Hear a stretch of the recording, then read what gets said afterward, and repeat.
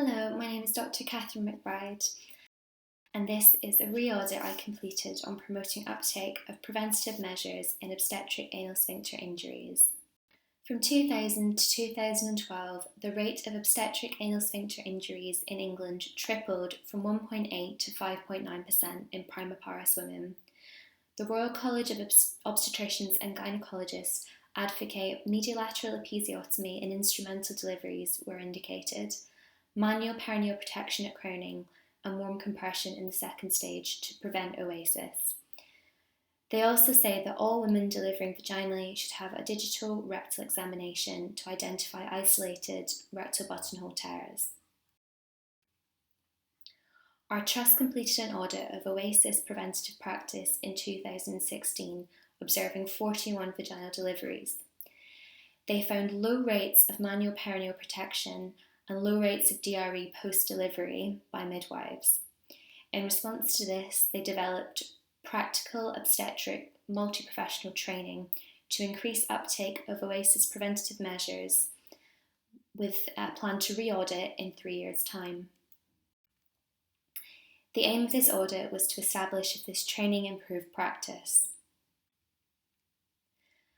It was a prospective audit completed between September to December of 2019, where vaginal deliveries in the consultant-led unit were observed from during the second stage to the end of the third stage of labour. The clinician leading the delivery, either a midwife or doctor, was unaware of the data the observer was collecting. 14 deliveries were observed, all of which were initially midwife-led, and then 3 involved a doctor towards the end for instrumentation. There was a mixture of primiparous and multiparous women, and there was also a broad gestational range and birth weight range in the deliveries observed. Prior to the training in 2016, good manual perineal protection was only seen in 58.5% of deliveries. After this training, it increased to 100%. The use of warm compression also increased slightly, from 0 to 14.3%. Mediolateral episiotomy was used in 100% of cases where instrumentation was required, both pre and post-training.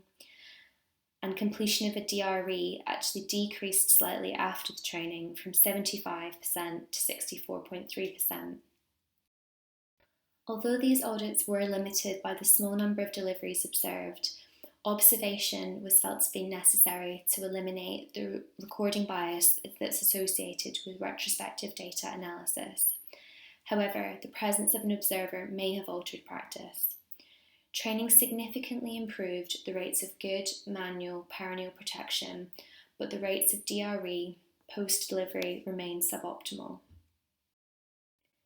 In conclusion, this training improved manual perineal protection but requires updating to emphasise the importance of a DRE post-delivery.